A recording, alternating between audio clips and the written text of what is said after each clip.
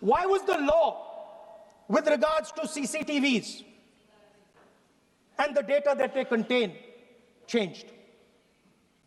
Why was a law put in place that allows the Election Commission to destroy CCTV footage 45 days after the election?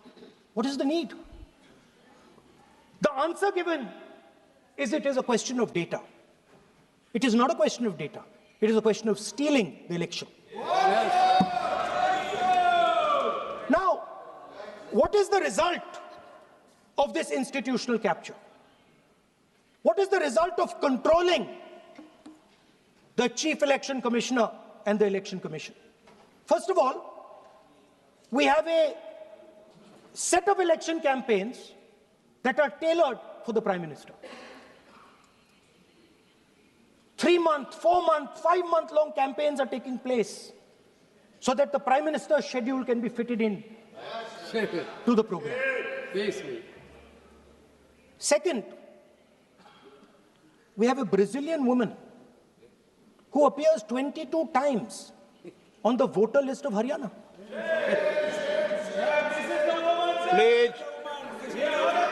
No. 22 times this lady appears. एक minute please एक minute. आप नेता प्रतिपक्ष है, मैं इस तरीके से सदन की कार्रवाई नहीं चलने दूंगा। ये सदन है, सदन की गरिमा को बनाए रखें। आप सदन की गरिमा से बोलेंगे तो ठीक, नहीं जैसे सदन नहीं चलेगा। नो, गलत तरीका है आपका, नहीं होगा। आप ले रहिए, आप ले रहिए। नहीं, माननीय प्रतिपक्ष के नेता, आप पहले अपने सदस्यों को समझाइए। नहीं चलेगा, नहीं, ठीक नहीं है। नो, नहीं, बिल्कुल नहीं चलेगा। अगर आप सर माननीय प्रतिपक्ष के नेता, आप अपने सदस्यों को गरिमा समझाइए। सर, बट ये तरीका आप इतने सालों तक यहाँ पर हैं, ये तरीका उचित है क्या? सर, विरोध का तरीका होता है, लेकिन ये उचित तरीका नहीं है। तरीका इधर भी नो, उधर का तरीका क्या है सर? नो, सबका तरीका उधर से होगा, उधर से भी बोलेंगे, इधर से बोलेंगे, सब जगह से बोलेंगे। Speaker sir, I don't agree with the showing of photographs here, but it is a reflection of our democratic structure. This is what is happening in our democracy, that you're not allowing us to show. This Brazilian woman has appeared 22 times on the voter list in Haryana. And not only that, there is one woman whose name has appeared 200 times, more than 200 times in one booth in Haryana. And it is very clear, and I have proven without doubt, that the election of Haryana was stolen and the theft was ensured by the Election Commission of India. I've said it again and again and again. Now, nowhere has the Election Commission answered my questions. The Election Commission has not told me why this lady's picture has appeared on the polling list. They have not told me why lakhs and lakhs of duplicate voters are existing. They have not told me why a BJP leader is coming from Uttar Pradesh to vote in Haryana. These are straightforward questions. And there is clear proof which I have put in front of the country. Right? But the Election Commission has no answer to these questions. And that is the result of the complete capture of the Election Commission by the people across the aisle. By the way, you're talking about SIR in Bihar. Let me say something about SIR in Bihar. Why is it that after the SIR in Bihar, 1.2 lakh duplicate photos are existing in Bihar, in the voting list? If you've cleaned up the voting list, why are there 1.2 lakh duplicates in Bihar? And we've not just proven this about Haryana. We have proven this in Karnataka, we have proven this in Maharashtra, and I'm absolutely certain this is how you're winning elections in Madhya Pradesh, in Uttar Pradesh, in Bihar, across the country. Now, so what I'm putting on the table is, it is very clear that you've captured the institution. I've shown the mechanism of that capture. I'm also showing you how the Election Commission is doing things that are completely out of line. I'm not getting any answers. Right? So now let us come to how, when we are talking about electoral reform. Electoral reform is very simple. The point is, nobody wants to do it. The government doesn't want to do it. What does electoral reform require? What we've been saying. Number one, give machine-readable voter lists to all political parties 1 month before the election. That's the first step. The second step is take back the law that allows the destruction of CCTV footage. Very simple, not difficult. While you're doing that, also tell us what is the architecture of the EVM. Give us access to the EVM. Let our experts go and see what is inside the EVM. Till today, we have not had access to the EVM. We are not shown the architecture of the EVM. We're not physically allowed to go and see an EVM. Give us the architecture. Give us access to the EVM. And finally, please change the law that allows the election commissioner to get away with whatever he wants to do. That's all the electoral reforms you need. And I want to assure the election commissioner that they might be under the impression that this law lets them get away with it. Let me remind them, don't worry, we are going to change the law, and we are going to change it retroactively, and we are going to come and find you. Right? So this is the situation that the country is faced with. You know, everybody says to us, India is the biggest democracy. Actually, I was thinking today, we're not just the biggest democracy, we're the greatest democracy. And I'm not saying it just like that. I'm saying it, America calls itself the oldest democracy.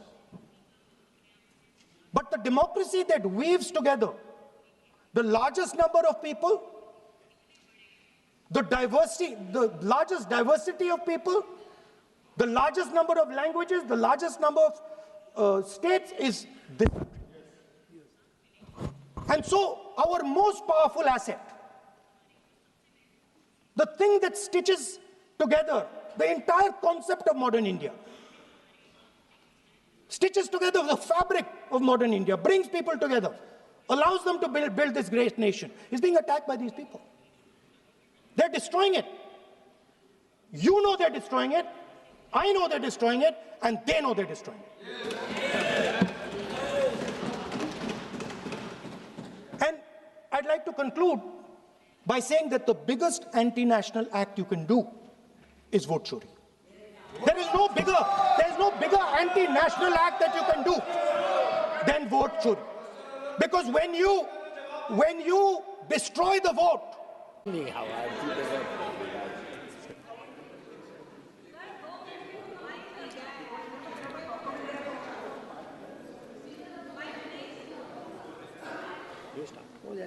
Start करो। अध्यक्ष महोदय जी, मैं आपकी बहुत धन्यवादी हूं कि आपने मुझे चुनावी सुधारों पर बोलने का मौका दिया है, खासकर इसलिए क्योंकि मैं एक नई सांसद हूं, मुझे दूसरों का नहीं पता उनका कैसा अनुभव रहा, लेकिन पिछला ये 1 साल मेरे लिए खासकर विपक्ष से रिलेटेड जो है बहुत ही ज़्यादा चिंताजनक रहा है। एक तरह से ट्रॉमेटिक मैं इसे कह सकती हूँ। हर दिन इन्होंने यहाँ पे तमाशा किया है, हमारा दिल दहल जाता था इनको देखकर। एसआईआर ये वेल में उतर जाते थे। यहाँ पर इन लोगों ने डराना, धमकाना, धक्का मुक्की, ऐसा कोई इन्होंने किसी तरह की कोई बदतमीजी नहीं है जो एक भी दिन इन्होंने संसद भवन चलने नहीं दिया। हम जनता के प्रतिनिधि हैं, हम यहाँ पर उनकी आवाज लेकर आते हैं, हम कुछ सीखने आते हैं, हम नए सांसद हैं।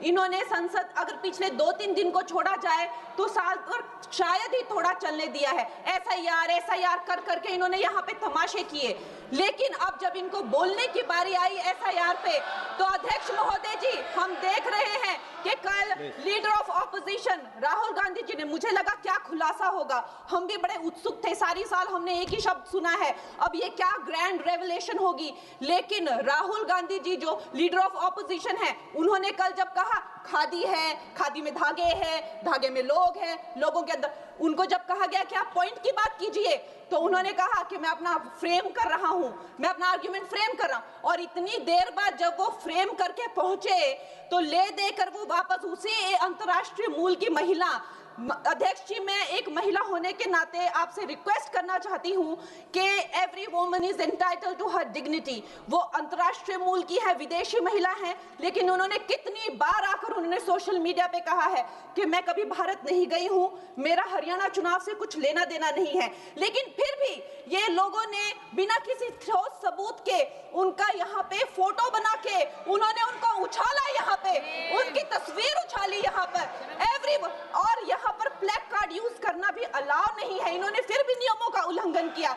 मैं चाहती हूँ सबसे पहले तो मैं इस सदन की तरफ से उन महिला से बहुत ही माफी मांगती हूँ कि इस सदन में बिना कि उनकी आजकल जो पर्सनैलिटी राइट्स का भी एक बहुत बड़ा क्राइम होता है, उसके उपरांत उनका फोटो यहाँ यूज किया गया, मुझे बहुत खेद है। भारतीय संसद भवन की तरफ से हम उनसे माफी मांगते हैं। और ये देखिए महिलाओं का हमेशा ये अपमान करते हैं, लेकिन हमारे प्रधानमंत्री चाहे बेटी बचाओ बेटी पढ़ाओ हो, महिलाओं को शौचालय देने से लेकर, महिलाओं को गैस देने से लेकर, महिलाओं को जो है वो छात्रवृत्ति न जाने कितनी ऐसी योजनाएं हैं।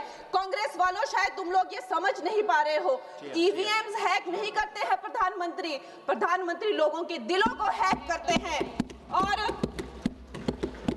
और ये लोग दुहाई देते हैं कि वो जो पुराने जमाने के दकियानूसी, वो जो चिट कागज पे लिखकर जो मतदान होता था वो सबसे अच्छा था।